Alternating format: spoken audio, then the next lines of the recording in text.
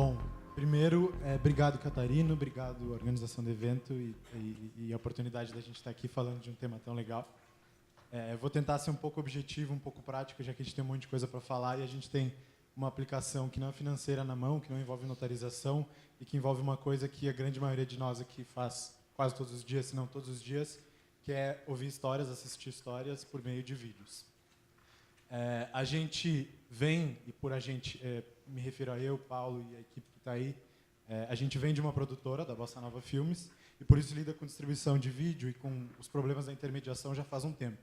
A gente partiu de 3 premissas quando a gente começou a desenvolver esse projeto, que eram basicamente as premissas que a gente acha que tem que nortear qualquer sistema que tende a beneficiar produtores de conteúdo.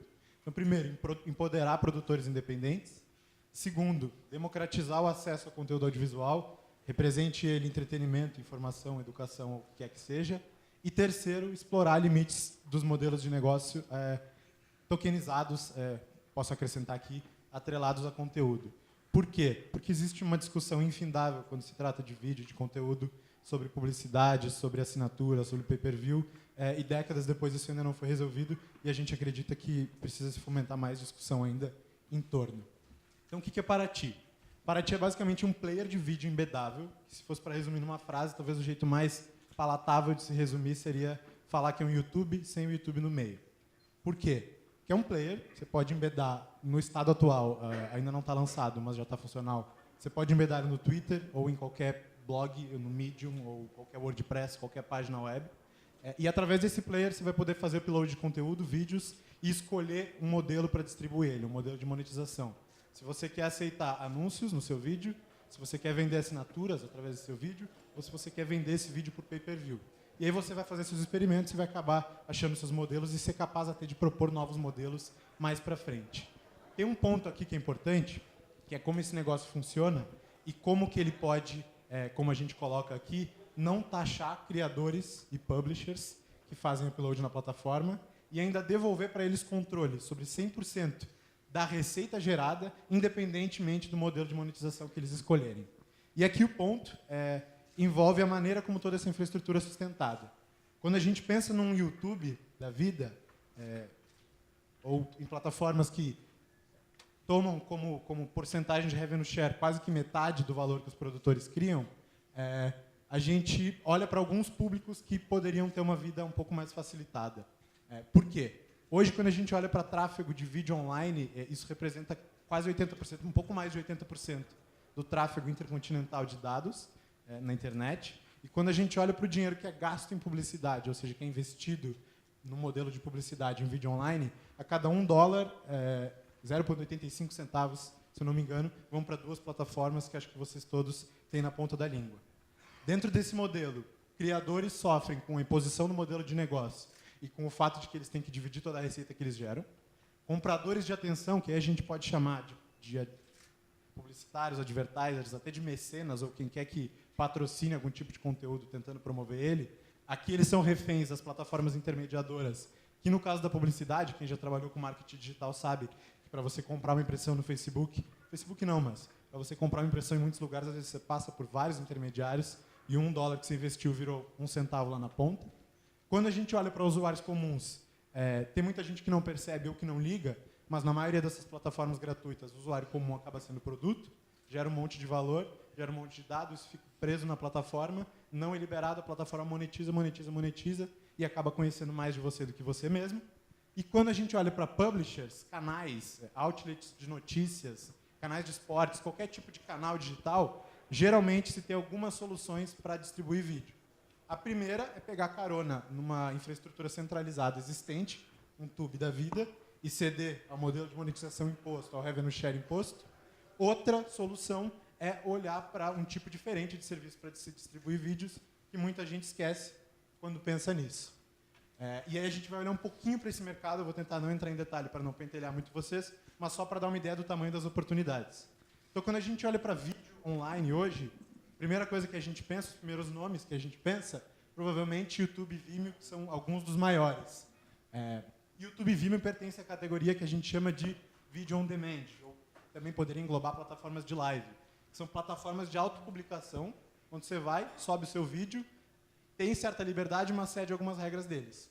E aí, do outro lado, que aqui nessa listinha de 10 mais usados, do 2 até o 10, são players que pertencem a essa categoria, a gente tem o que a gente chama de Video Players as a Service, que são players que, se você é um publisher ou um canal, você embeda, tem um pouco mais de liberdade, mas ou você paga uma taxa mensal ou um revenue share para distribuir seus vídeos por aqui. Paraty é um player que começa focado aqui e depois tem a visão de se expandir para um mercado maior. A gente não vai entrar tanto em detalhe, mas pode conversar mais depois.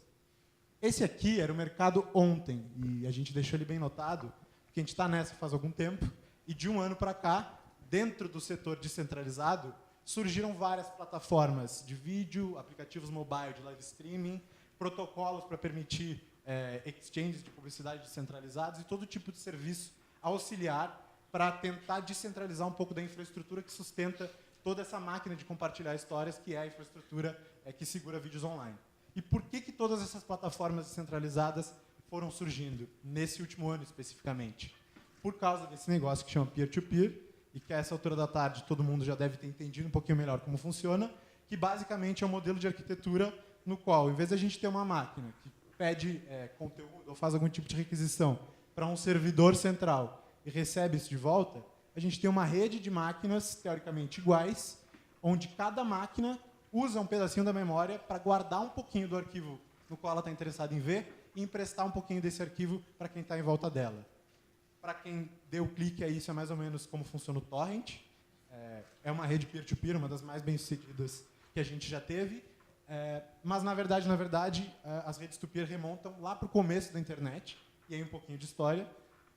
De fato, a internet, a ARPANET, no começo era uma rede peer-to-peer, existiam 4 servidores centrais na costa leste dos Estados Unidos, como todos eram servidores centrais, teoricamente todos eram peers também. Lindo, né? Trouxe só para compartilhar, beleza. Enfim, peer-to-peer. E aí começaram a surgir os problemas do peer-to-peer. Quais são os problemas? Não sei se vocês perceberam, mas alguns players ali já se desconectaram. Mais alguns players se desconectaram. Mais alguns players se desconectaram. Por quê? No caso da Paraty, ele estava lá vendo o vídeo, encheu o saco, ou resolveu sair da sessão, caiu fora. Até que players o suficiente se desconectaram para deixar um player, um usuário, um grupo de players isolado, sem acesso a um arquivo do qual ele precisa. E aí entra a inovação que as criptomoedas, as blockchains, trouxeram para essa estrutura de dados, para esse modelo de arquitetura que é o peer-to-peer, e a gente gosta de falar que as criptomoedas transformaram o peer-to-peer num modelo peer-to-peer com esteroides. Por quê?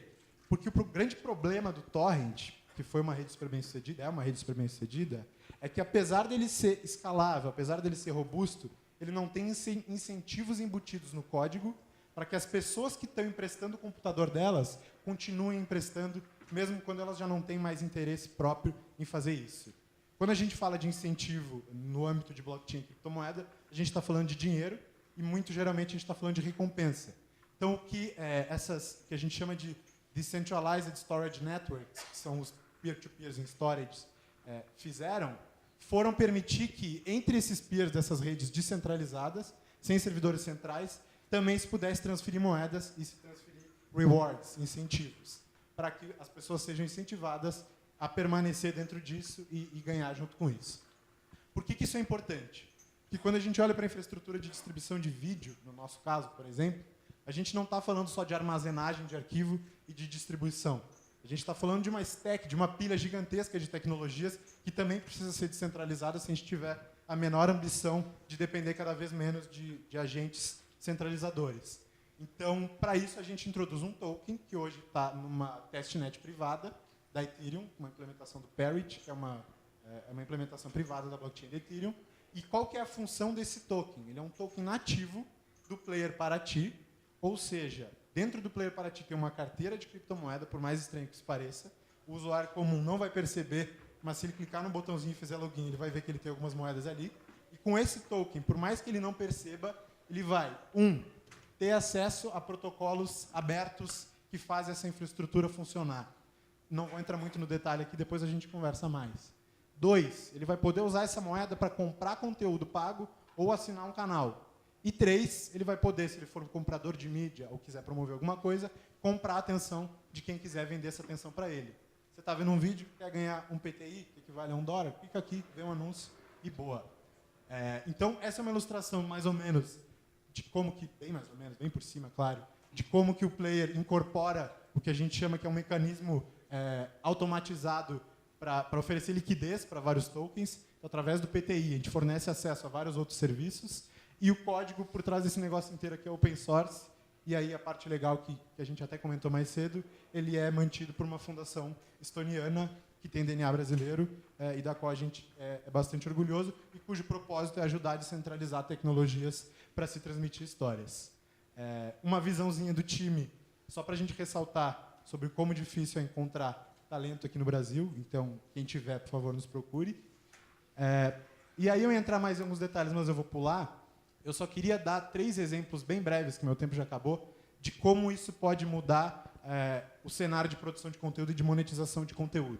Então, a gente tem uma visão para o longo prazo que envolve quebrar os silos de dados que as grandes plataformas hoje armazenam de uma maneira centralizada e privada, conseguindo anonimizar dados de histórico de tráfego de usuários de uma maneira que não viole a privacidade deles, mas ainda reserve algum valor para o comprador de mídia. Conforme a gente for criando esse pool maior e maior de dados anonimizados, a visão é a gente descentralizar os mecanismos de recomendação de conteúdo. Então, em vez da gente ser uma puta de uma empresa que roda num servidor um baita de um algoritmo para indicar vídeos, a gente vai oferecer incentivos para que qualquer pessoa que quiser rodar um programa em casa rode machine learning ou qualquer que seja a técnica específica para fornecer recomendações para usuários aleatórios e ser remunerado pela qualidade das suas remunerações. A gente vai liberar o mercado não no sentido de preço, mas no sentido de deixar que qualquer produtor escolha seu modelo de monetização. E aí, mais para frente, a ideia é que o player em si vire uma plataforma para que qualquer comunidade consiga tokenizar sua própria audiência e experimentar com modelos socioeconômicos, seja através de incentivos, seja através de funções de staking ou de qualquer outro mecanismo criptoeconômico. Então, 3 exemplos rápidos de como isso pode mudar a maneira como nossos filhos ou netos vão estar escutando ou vendo histórias daqui a 5 ou 10 anos. Primeiro, um exemplo que acho que é fácil de se identificar, que é o exemplo das novelas. Então, se a gente pensar num cenário em que todo cara que assiste, toda pessoa que está assistindo uma novela no celular está ajudando a levar esse conteúdo adiante, poderia pensar num modelo de renda básica universal para todo mundo que assiste Avenida Brasil, por exemplo, ganhando R$5 por semana, ou algo do gênero. Todo mundo tem smartphone, todo mundo assiste. Quando a gente olha para a educação, a gente pode pensar, por exemplo, em escolas ou universidades online que dão aulas e nas quais os alunos compram, com o dinheiro que eles pagam pela mensalidade, tokens e investem esses tokens nos professores nos quais eles mais gostam. De alguma maneira, pagando o salário desses professores ou até investindo no futuro deles para receber parte dos tokens investidos por outros alunos depois. Enfim, o ponto aqui é que quando a gente olha para vídeo e para contar a história na internet, a gente não está falando só de self-publishing, não está falando só do vlogueiro que vai ali e sobe um vídeo todo dia às 3 da tarde, mas está falando do backbone através do qual cada vez mais o fluxo de histórias que leva a humanidade para um lado ou para o outro vai ser contado. E é por isso que a gente acha que é extremamente importante descentralizar essa infraestrutura e alinhar incentivos para que ninguém saia perdendo e ninguém fique fora do jogo. Estejamos nós falando de usuários, de publishers, de anunciantes que não vão morrer do dia para a noite, ou do que for. Então, quem tiver algum interesse em falar mais, for produtor de conteúdo e quiser experimentar a plataforma, ou quiser trocar uma ideia mesmo, se aproximar, tem um monte de canal para fazer isso.